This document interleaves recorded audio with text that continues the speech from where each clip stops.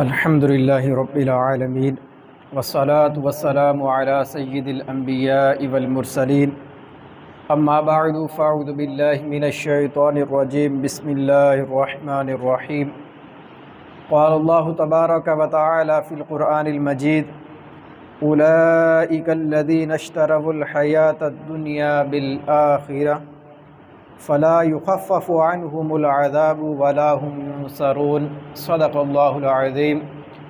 سورہ بقرہ کی آیت نمبر 86 ہم نے سننے کی سعادت حاصل کی ہے۔ اس آیت کے اندر اللہ تبارک و تعالیٰ نے بنی اسرائیل کے اندر جو برائیاں پائی جاتی تھی ان کی اصل جڑ کو بیان فرمایا ہے۔ پیچھے ہم نے کئی جمعے پر بنی اسرائیل کی جو برائیاں تھیں، جو ان کی نافرمانیاں تھیں، ان کو سنا تھا کہ کیسے اللہ تبارک و تعالیٰ نے انہیں فرعون کے ظلم و ستم سے نجات دی، لیکن انہوں نے پھر بھی نافرمانی کی۔ اللہ تبارک و تعالیٰ نے ان پر من و سلوہ نازل فرمایا، انہوں نے پھر بھی نافرمانی کی، اور دیگر کئی ساری نعمتیں جو ہے وہ بیان کی گئی تھیں۔ اب جو بنی اسرائیل کی برائی ہے، جو یہ ساری ان کی نافرمانیاں ہیں، ان کی اصل جو ہے اس کو اللہ تبارک و تعالیٰ نے اس آیت کے اندر بیان فرمایا ہے۔ فرمایا اولئک الذین اشتروا الحیاۃ الدنیا بالآخرہ، یہی وہ لوگ ہیں جنہوں نے آخرت کے بدلے دنیا کی زندگی خرید لی۔ یعنی بنی اسرائیل کی اصل بیماری یہ ہے کہ انہوں نے آخرت کے بدلے جو ہے وہ دنیا کو ترجیح دی ہے۔ آخرت کا سودا چھوڑ کر دنیاوی مال و دولت، دنیاوی عیش و عشرت کو انہوں نے اختیار کیا، اور جہاں بھی آخرت کے فائدے کی بات آئی انہوں نے اسے پس پش ڈال دیا، اور دنیاوی فائدے کو سامنے رکھ کر جو ہے وہ انہوں نے اپنے اعمال کیے، اپنے کام کیے۔ تو فرمایا یہ وہ لوگ ہیں جنہوں نے آخرت کے بدلے اپنی دنیاوی زندگی کو اختیار کیا۔ تو فرمایا ہوگا کیا؟ اب انہوں نے جو اس دنیا کو اپنا لیا ہے تو آخرت کے اندر اس کا نتیجہ انہیں کیا ملے گا؟ فرمایا فلا یخفف عنہم العذاب، تو ان سے نہ تو عذاب کو ہلکا اور کم کیا جائے گا، ولا هم ینصرون، اور نہ ہی کل قیامت کے دن ان کی مدد کی جائے گی۔ یہ ان کا آخرت کے اندر جو ہے وہ انجام ہونے والا ہے۔ اب عذاب کو کم کیسے نہیں کیا جائے گا؟ حدیث پاک کے اندر، بخاری شریف کے حدیث پاک میں یہ بیان کیا گیا ہے کہ ابو لہب جو نبی کریم علیہ السلام کا رشتے کے لحاظ سے چچا تھا، جب نبی کریم علیہ السلام کی ولادت باسعادت ہوئی اور اس کی جو لونڈی تھی حضرت صہیبہ رضی اللہ تعالی عنہ، وہ نبی کریم علیہ السلام کی ولادت کی جو ہے وہ خوشی لے کر، مبارک لے کر اس کے پاس گئی اور کہا کہ اللہ نے تجھے بھتیجا عطا کیا ہے۔ تو اس نے اب نبی ہونے کی وجہ سے نہیں بلکہ ایک بھتیجے ہونے کی حیثیت سے انگلی کا اشارہ کر کے اسے آزاد کر دیا، یعنی کہ اس نے بھتیجے کی خوشی کی جو ہے وہ خبر آ کر دی، تو اس نے اس خوشی کے اندر اپنی لونڈی کو آزاد کر دیا۔ اب بخاری شریف کی روایت میں کیا بیان کیا گیا؟ فرمایا کہ جب یہ دنیا سے چلا گیا تو کسی نے خواب میں اسے دیکھ کر پوچھا کہ تیرے ساتھ کیا معاملہ ہوا؟ تو یہ کہنے لگا کہ مجھے تم سے بچھڑ کر کوئی بھلائی نہیں ملی، ہاں میرے انگوٹھے سے مجھے پانی دیا جاتا ہے کیونکہ میں نے اس انگوٹھے سے صہیبہ کو آزاد کیا تھا۔ اس لونڈی کو جس انگلی کے انگوٹھے کے اشارے سے اس نے آزاد کیا تھا، اس کو ہمیشہ کا عذاب تو ملنا ہے کیونکہ کفر کی حالت میں دنیا سے گیا، لیکن اس کو نبی کریم علیہ السلام کی ولادت کی خوشی میں چونکہ لونڈی کو آزاد کیا تھا تو یہ ہلکا سا فائدہ اسے یہ نصیب ہو گیا کہ اسے اس انگلی کے ذریعے، اس انگوٹھے کے ذریعے تھوڑا پانی نصیب ہو جاتا تھا۔ تو قیامت کے دن جو کفار ہیں نا، جنہوں نے ہمیشہ جہنم میں رہنا ہے، ان کو وہ کفار جن کو تھوڑا کم عذاب ملنا، یہ بھی ان کے لیے کسی نعمت سے کم نہیں ہے۔ تو یہ جو ابو لہب ہے اس کو بھی تھوڑا سا کم عذاب ملے گا، فائدہ یہ ہوگا کہ اس کو انگلی سے تھوڑا پانی مل جائے گا، وگرنہ رہنا اس نے ہمیشہ کے لیے جہنم میں ہے۔ تو جس کو کم عذاب ملنا یہ بھی اس کے لیے کسی نعمت سے کم نہیں ہوگا۔ لیکن بنی اسرائیل کے بارے میں کیا بیان کیا کہ جتنی بڑی بڑی ان کی برائیاں اور نافرمانیاں ہیں تو کل قیامت کے دن اللہ تبارک و تعالیٰ ان کے عذاب میں کمی بھی نہیں فرمائے گا۔ عذاب دور کرنا تو دور کی بات ہے، ان کے عذاب کو کم بھی نہیں کیا جائے گا۔ اور دوسرے نمبر پر چونکہ یہ انبیاء کے بھی دشمن ہیں، اللہ والوں کے بھی دشمن ہیں، تو فرمایا وہ بھی ان کی شفاعت اور مدد ہرگز نہیں کریں گے، وَلَا هُمْ يُنصَرُونَ، کوئی بھی ان کی مدد کے لیے آگے نہیں آئے گا۔ اس لیے یہ ہمیشہ کے عذاب میں رہیں گے۔ وجہ کیا ہے؟ وجہ یہ ہے کہ انہوں نے آخرت کے بدلے میں دنیا کو ترجیح دی ہے، آخرت کی زندگی کے اوپر دنیا کو ترجیح دی، تو اللہ تبارک و تعالیٰ نے یہ جو ہے وہ عذاب ان کے لیے مقرر فرمایا۔ اب اس آیت کریمہ میں ان کی جو اصل بیماری تھی اس کو اللہ تبارک و تعالیٰ نے بیان فرمایا، اور یہ صرف بات کی حد تک نہیں ہے، کئی تاریخی روایات ہم دیکھتے ہیں تو اس سے یہ چیز ثابت ہے کہ انہوں نے دنیاوی زندگی کو ترجیح دی تو اللہ تبارک و تعالیٰ نے یہ عذاب ان کے لیے مقدر فرمایا۔ نجران ایک علاقہ ہے، یہاں بنی اسرائیل والے آباد تھے۔ اب ایک دفعہ یہاں کے کچھ لوگ جو علماء تھے ان کے، عیسائیوں کے، یہودیوں کے، وہ نبی کریم علیہ السلام کی بارگاہ میں حاضر ہوئے۔ نبی کریم علیہ السلام کی بارگاہ میں جب آ رہے تھے تو رستے کے اندر ان میں ایک شخص تھا ابو حارثہ، اس نے سفر کے دوران ابو حارثہ کا بھائی جو ہے وہ قرز بن علقمہ یہ بھی ساتھ ساتھ چل رہا تھا۔ اب رستے میں کیا ہوا کہ یہ جو قرز تھا اس نے غصے کے عالم میں نبی کریم علیہ السلام کے بارے میں نازیبہ کلمات کہے، گستاخی والے کلمات اس نے ادا کیے۔ ابو حارثہ چونکہ ان کا ایک بڑا علامہ تھا تو اس نے کہا کہ نبی کریم علیہ السلام کی شان میں گستاخی نہ کرو، ایسے الفاظ نہ کہو۔ اس نے کہا کیوں؟ کہنے لگا اس لیے کہ خدا کی قسم محمد صلی اللہ علیہ وسلم وہی آخری نبی ہیں جن کا ہم صدیوں سے انتظار کر رہے تھے۔ تو یہ ابو حارثہ اپنے بھائی قرز کو جو ہے وہ نبی کریم علیہ السلام کی گستاخی سے منع کر رہا ہے۔ اب آگے ہوا کیا؟ بھائی کی یہ بات سنی تو قرز جو تھا جس نے گستاخی والے کلمات کہے تھے وہ کہنے لگا جب ہم جانتے ہیں کہ نبی کریم علیہ السلام اللہ پاک کے سچے نبی ہیں، ہم صدیوں سے ان کا انتظار کر رہے تھے، پھر ہم کلمہ پڑھ کر مسلمان کیوں نہیں ہو جاتے؟ تو آگے سے ابو حارثہ کہنے لگا اس لیے کہ شاہ روم نے، جو روم کا بادشاہ ہے، اس نے ہمیں بڑے بڑے عہدے عطا کیے ہوئے ہیں، ہمیں عزت اور شرف دیا ہوا ہے، ہمیں مال اور دولت اور نذرانے دیے جاتے ہیں، اگر ہم مسلمان ہو گئے تو یہ سارے نذرانے، یہ سارا مال و دولت ہمارا بند ہو جائے گا۔ اس وجہ سے ہم کلمہ پڑھ کر مسلمان نہیں ہوتے۔ اب آپ قسمت کی بات دیکھیں، ابو حارثہ اس کو گستاخی والے کلمات سے منع کر رہا تھا، جب اس قرز نے اپنے بھائی کی حقیقت پر مبنی گفتگو سنی تو اللہ تبارک و تعالیٰ نے اس کے دل میں اسلام کی محبت اجاگر فرما دی، وہ کلمہ پڑھ کر مسلمان ہو گئے۔ اب آپ ان دونوں بھائیوں کا فرق دیکھیں، ایک نے دنیاوی مال و دولت کو چھوڑ کر آخرت کو ترجیح دی، اللہ تبارک و تعالیٰ نے اسے اسلام کی دولت سے سرفراز فرما دیا۔ دوسرے بھائی نے کہا کہ ہم کلمہ نہیں پڑھتے، ہمارے نذرانے بند ہو جائیں گے، تو وہ اسی کفر کی حالت میں دنیا سے چلا گیا اور ہمیشہ ہمیشہ کے لیے جہنم کا عذاب اس کا مقدر بن گیا۔ تو اس سے پتہ کیا چلا کہ یہ بنی اسرائیل والے آخرت کی زندگی کے اوپر دنیا کی زندگی کو ترجیح دیتے تھے۔ دوسرا واقعہ سنیں، کعب بن اشرف جو بنی اسرائیل کا بڑا عالم تھا، وہ اور اس کے دوسرے ساتھی اپنی قوم کے جو جاہل لوگ تھے ان سے رقم اور نذرانے لیا کرتے تھے۔ اب ہوا کیا، ان کی پیداوار میں انہوں نے اپنے حصے مقرر کیے ہوئے تھے، ماہانہ جو ہے وہ ان سے وظائف لیتے تھے۔ اب ہوا کیا، جب نبی کریم علیہ السلام تشریف لائے تو انہیں یہ فکر لاحق ہو گئی کہ تورات کے اندر تو نبی کریم علیہ السلام کے جو فضائل اور صاف بیان کیے گئے ہیں، جب یہ لوگوں کو ہم بالکل من و عن سچ سچ بیان کر دیں گے، لوگ تو کلمہ پڑھ کر مسلمان ہو جائیں گے، یہ جاہل تو ان کو علم آ جائے گا، یہ مسلمان ہو جائیں گے، ہمارے نذرانے تو چلے جائیں گے، ہمیں تو مال و دولت ملے گا نہیں۔ تو اس نے کیا کیا، اس نے ایک دن نا اپنے جو علماء تھے نا ان سب کو جمع کیا اور ان سے پوچھا کہ تم محمد صلی اللہ علیہ وسلم کے بارے میں کیا کہتے ہو۔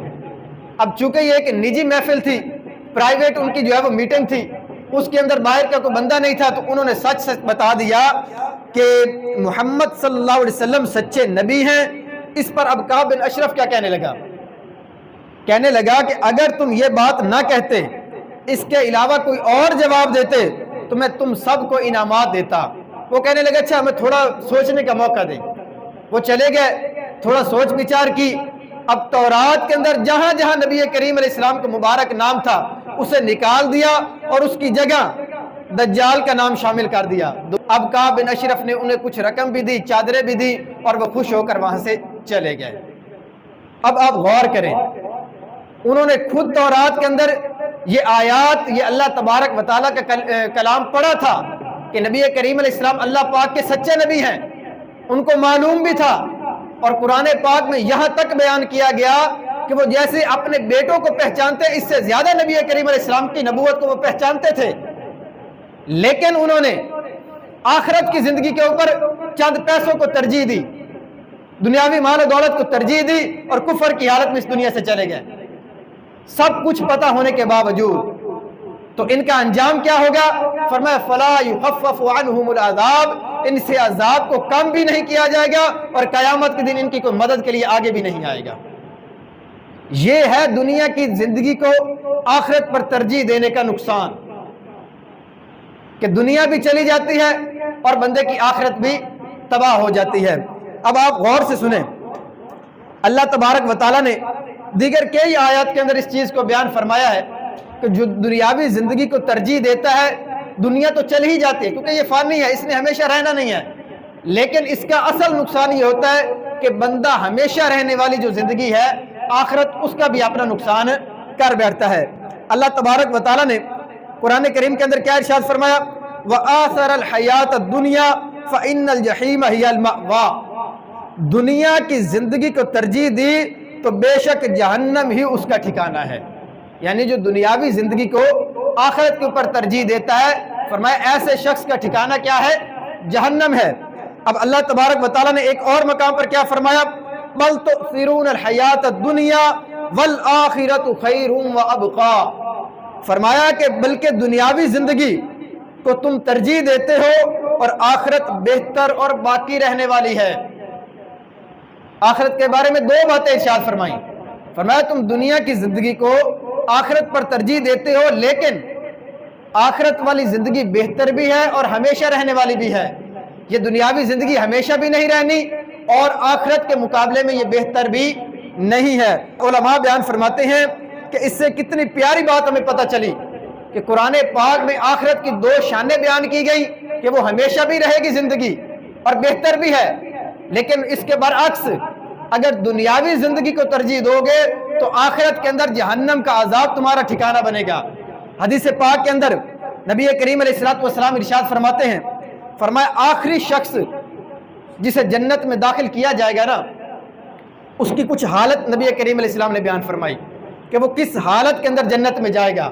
غور کیجئے گا، فرمایا وہ کبھی چلے گا، کبھی گرے گا، کبھی آگ اسے جھلسائے گی، آخر یہ آگ سے نجات پا جائے گا۔ اب اس کے سامنے ایک خوبصورت درخت ظاہر ہوگا، اور اس درخت کے ساتھ جو ہے وہ ایک چشمہ جو ہے وہ پانی کا جاری ہوگا۔ بندہ عرض کرے گا مولا مجھے اس درخت کے قریب کر دے، میں اس کے سائے میں بیٹھوں، وہاں چشمے سے پانی پیوں گا۔ اللہ تبارک و تعالیٰ فرمائے گا اگر تجھے یہ عطا کر دیا جائے گا تو تو کچھ اور بھی مانگے گا۔ وہ وعدہ کرے گا باری تعالیٰ میں کچھ اور نہیں مانگتا، بس مجھے اس درخت کے سائے میں بٹھا دے، میں اس چشمے سے پانی جو ہے وہ پی لوں۔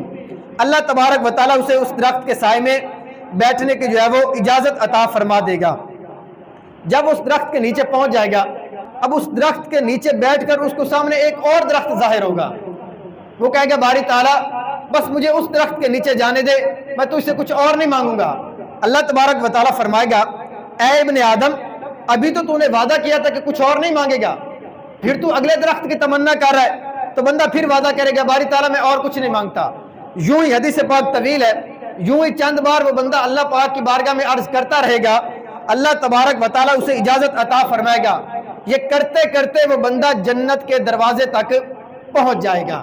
جب وہ جنت کے دروازے پر پہنچے گا، عرض کرے گا مولا مجھے جنت میں داخل ہی فرما دے، اتنی نعمت مجھے عطا فرمائی کہ ایک درخت کے نیچے بٹھایا، میں نے اگلے کی تمنا کی تو نے اجازت عطا فرما دی، پھر میں نے اگلے کی تمنا کی اجازت مل گئی، باری تعالیٰ میں جنت کے دروازے پر پہنچ گیا ہوں، مجھے جنت کے اندر داخل فرما دے۔ اللہ تبارک و تعالیٰ فرمائے گا اے بندے اگر میں تمہیں دنیا اور اس کی مثل دو دنیاؤں کے برابر جنت میں جگہ عطا فرماؤں تو کیا تو راضی ہو جائے گا؟ غور کریں، یہ ایک پوری دنیا، فرمایا اس کے برابر ایک اور دنیا ہو اتنی جگہ میں تجھے عطا کروں جنت کے اندر تو کیا تو راضی ہو جائے گا؟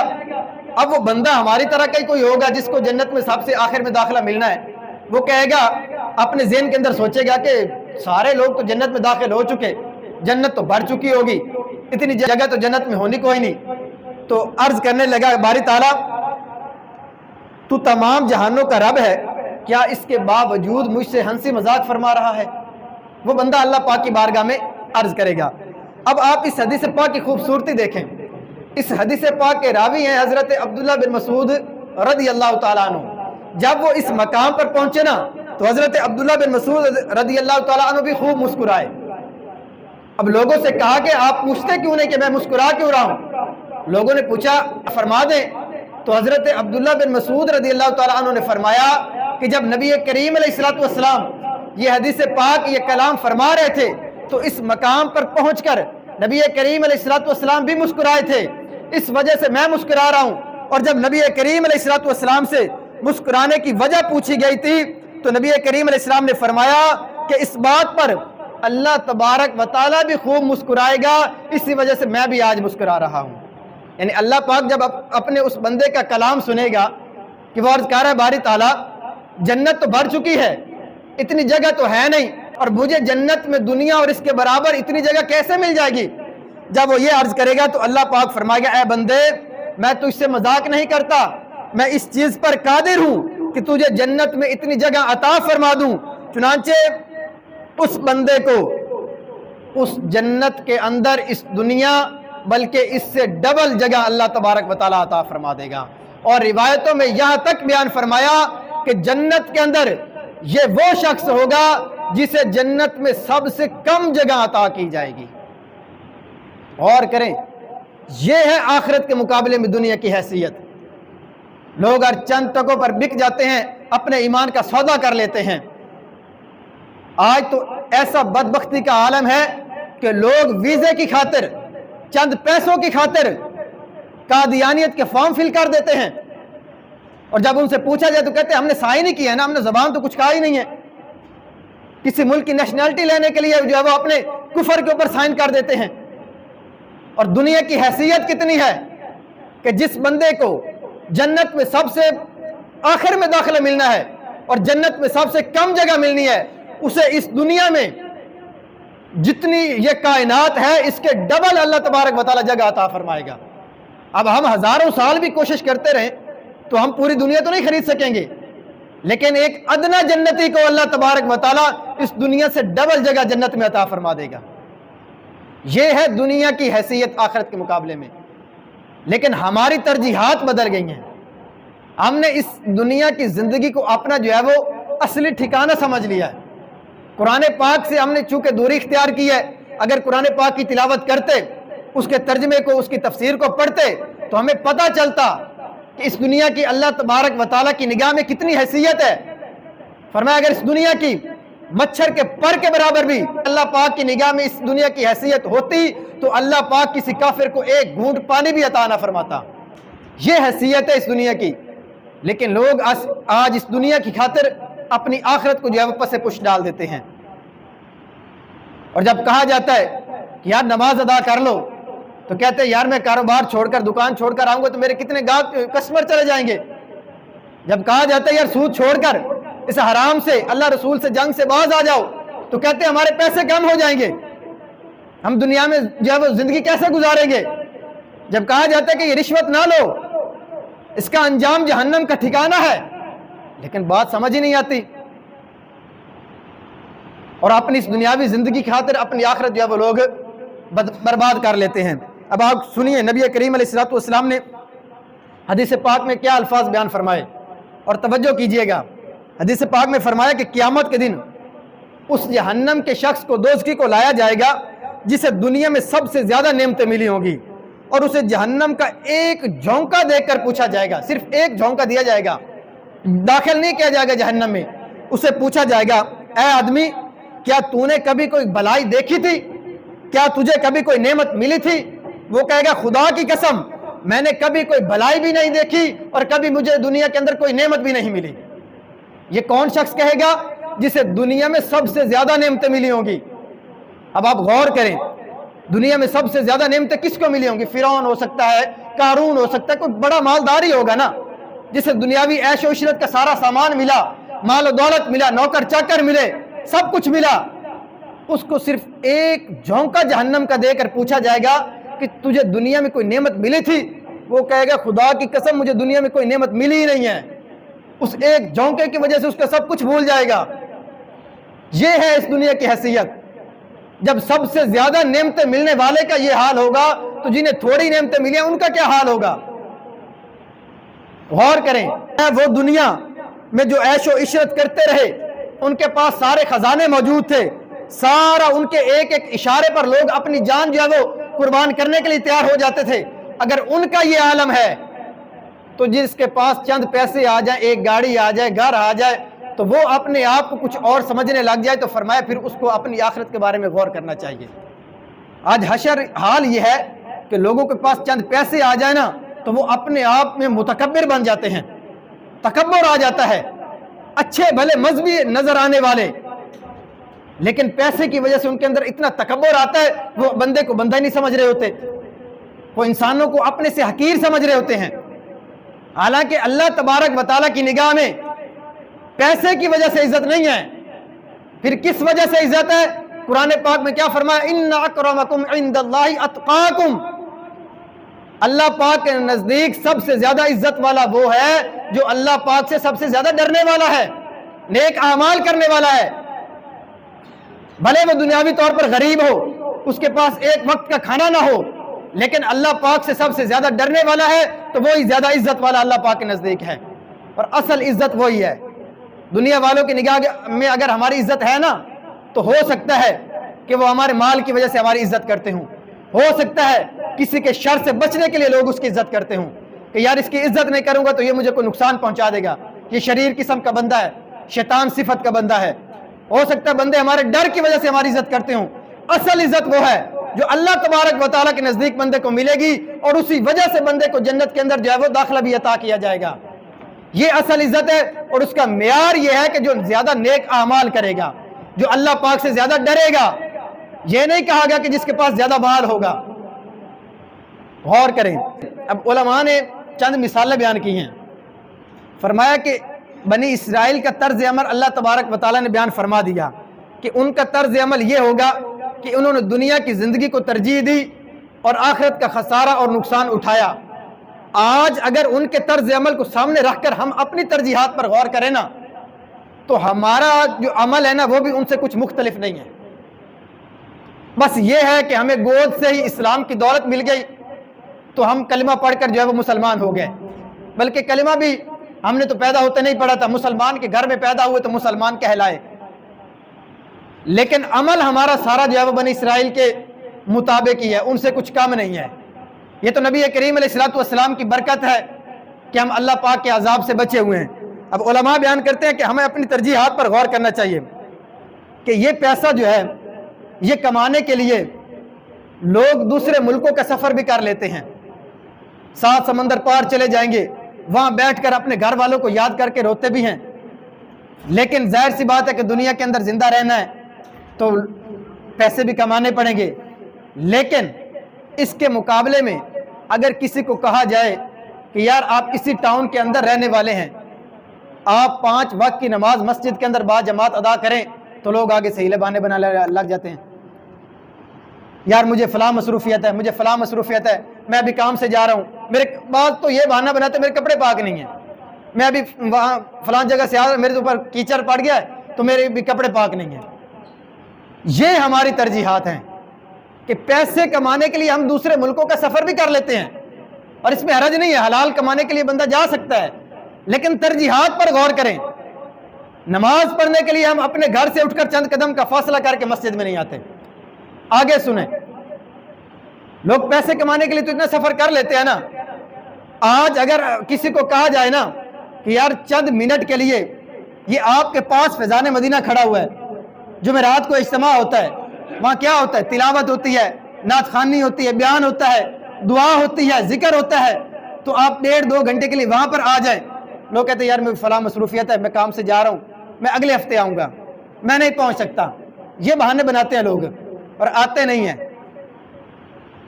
لیکن اگر دنیاوی کوئی فائدہ ہو تو لوگ کئی 100 کلومیٹر کے سفر کر کے بھی چلے جاتے ہیں، اور بعض جو ہے وہ غیر قانونی طور پر انلیگلی بھی جو ہے وہ باہر جانے سے کتراتے نہیں ہیں، ڈنکی لگا کر پتہ بھی چل رہا ہوتا ہے کہ آگے لاشیں واپس آتی ہیں، مر بھی جاتے ہیں جہنم سمندر کے اندر ڈوب کر، لاشیں بھی بعض اوقات نہیں ملتی، لیکن کتراتے نہیں ہیں اس کام سے، پھر بھی ڈنکی لگا لیتے ہیں، کیوں کہ پیسہ کمانا ہوتا ہے۔ اور جب آخرت کمانے کی بات آتی ہے، یہ چند قدم کے فاصلے پر فیضان مدینہ ہے، لیکن اگر کہا جائے کہ وہاں یار اجتماع میں آ جائے جمعرات کو تو ترجیح نہیں ہے۔ یہ ہماری ترجیحات ہیں۔ پھر آگے سنیں، لوگوں کو کہا جائے نا یار مفت تعلیم ہے، مفت ہاسٹل کی سہولت ہے، مفت کھانا دیا جائے گا، اچھا کھانا دیا جائے گا 3 ٹائم کا، کوئی فیس نہیں لی جائے گی، کوئی ٹیوشن فیس نہیں لی جائے گی، آپ اپنے بچے کو عالم دین بنانے کے لیے مدرسے میں داخل کروا دیں۔ وہ کہتے ہیں نہیں، ہم نے اپنے بیٹے کو ڈاکٹر بنانا ہے، انجینئر بنانا ہے، ہم نے اپنے بیٹے کو پائلٹ بنانا ہے۔ میں دنیاوی تعلیم کی مخالفت نہیں کر رہا، ظاہر سی بات ہے آج اس کی ضرورت ہے، حاصل کرنی چاہیے، کوئی جائز طریقے سے حاصل کرتے تو اس میں حرج نہیں ہے، لیکن اپنی ترجیحات پر غور کریں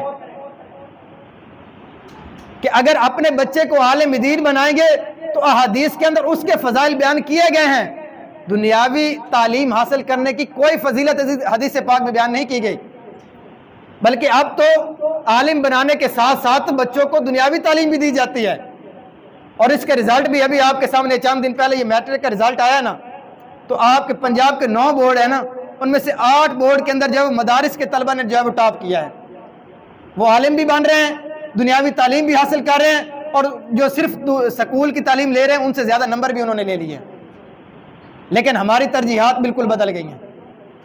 یہ چند قدم کے فاصلے پر اتنا بڑا ادارہ فیضان مدینہ موجود ہے، وہاں 300 سے زیادہ بچے عالم دین بن رہے ہیں، تو خدا کے لیے اپنی ترجیحات کو بدلیں، اپنے بچوں کو دین کی طرف لے کر آئیں۔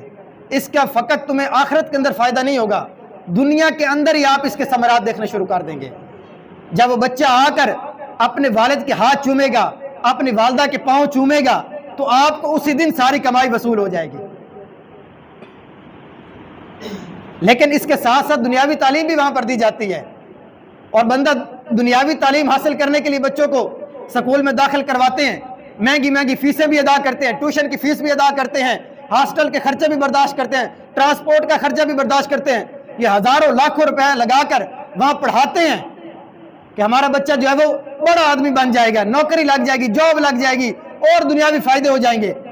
لیکن دین کے لیے ہماری اہمیت یہ ہے کہ ہر چیز ہمیں مفت دی جا رہی ہے، یہ 7 چند قدم کے فاصلے پر مدرسہ موجود ہے، لیکن ہم اپنے بچوں کو وہاں داخل کروانے کے لیے تیار ہی نہیں ہے۔ تو میں آپ کی بارگاہ میں ہاتھ جوڑ کر یہ التجا کروں گا کہ اپنے بچوں کو دین کی طرف لے کر آئیں۔ اگر کسی کے 3-4 بچے ہیں تو کم از کم ایک تو لازمی عالم دین بنائیں، اگر ایک ہی ہے تو اس کو عالم دین بنائیں، حافظ قرآن بنائیں، کچھ تو ہماری آخرت کے لیے سرمایہ بھی اکٹھا ہونا چاہیے نا۔ اگر بچہ دنیاوی ڈگری لے کر آ جائے اور اسے پتہ ہی نہ ہو کہ باپ کا جنازہ کیسے پڑھنا ہے تو پھر کیا فائدہ ہوگا؟ کم از کم وہ باپ کا جنازہ تو صحیح طریقے سے ادا کر لے گا نا۔ اور سب سے افضل بھی یہی ہے کہ جب والد فوت ہو جائے تو اس کا جنازہ اس کا بیٹا پڑھائے، لیکن بیٹے کو جنازہ پڑھنے کا طریقہ نہیں آتا ہوگا تو وہ پڑھائے گا کہاں سے؟ وہ اگر پیچھے کھڑا ہو کر یہ کہہ رہا ہوگا کہ مجھے چادر لا کر دو، میں نے بچھا نہیں ہے، سجدے میں میرے جو ہے وہ ماتھے پر جو ہے وہ بٹی لگ جائے گی، تو پھر باپ نے کیا وصول کیا، جس کو یہی نہیں پتا کہ جنازے میں سجدہ ہوتا یا نہیں ہوتا۔ تو اس لیے یہ ساری دنیا دیکھی بالی ہے، آپ کے سامنے سب کچھ، زیادہ جو ہے وہ تفصیل مجھ سے زیادہ آپ جانتے ہیں۔ تو اپنے بچوں کو دین کی طرف راغب کریں، عالم دین بنائیں، حافظ قرآن بنائیں، اور عالم کے ساتھ ساتھ اب وہاں پر دنیاوی تعلیم بھی دی جاتی ہے، یہ شوق بھی آپ کا پورا ہو جائے گا۔ تو اپنے بچوں کو دین کی طرف لے کر آئیں، آخرت کے اندر بھی اس کا فائدہ ہے اور دنیا کے اندر بھی اس کا جو ہے وہ فائدہ نصیب ہوگا۔ اللہ تبارک و تعالیٰ کی بارگاہ میں دعا ہے کہ اللہ پاک ہمیں عمل کرنے کی توفیق عطا فرمائے، آمین بجاہ نبی الامین صلی اللہ علیہ وسلم۔